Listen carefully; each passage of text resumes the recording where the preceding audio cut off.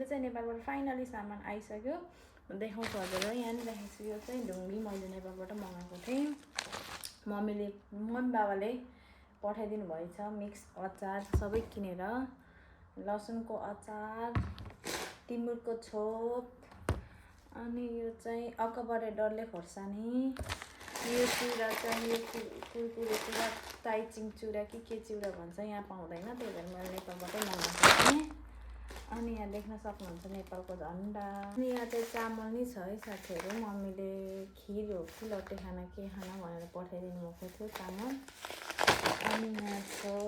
दालमोट मलाई यो दालमोट चाहिँ मास मनपर्छ यहाँ पाउँदैन त्यही भएर मगाएको थिएँ अनि यो चाहिँ हाम्रो बेसन भयो बेसन अनि यहाँ मासको दाल अनि के छ यहाँ नि छ अचार यहाँ नि छ मिक्स अचार यो चाहिँ सबै मिक्स अचार हो अनि यहाँ नि छ बेसनको पिठो अब अर्को अनबक्सिङ गर्छु है त अनि साथीहरू मैले चप्पल नि मगाएको है यो वाला चप्पल यो चाहिँ मेरो लागि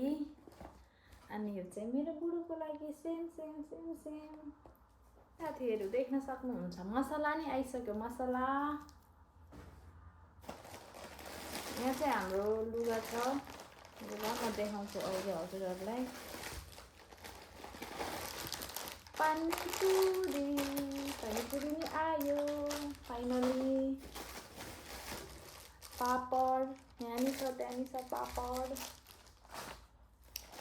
finally guys oh my god मामा बुटिया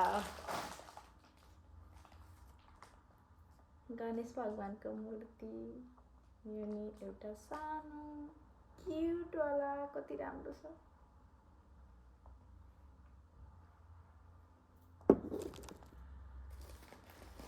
अनि यहाँ जिरा मम्मीले पठाइदिनु भएको जिरा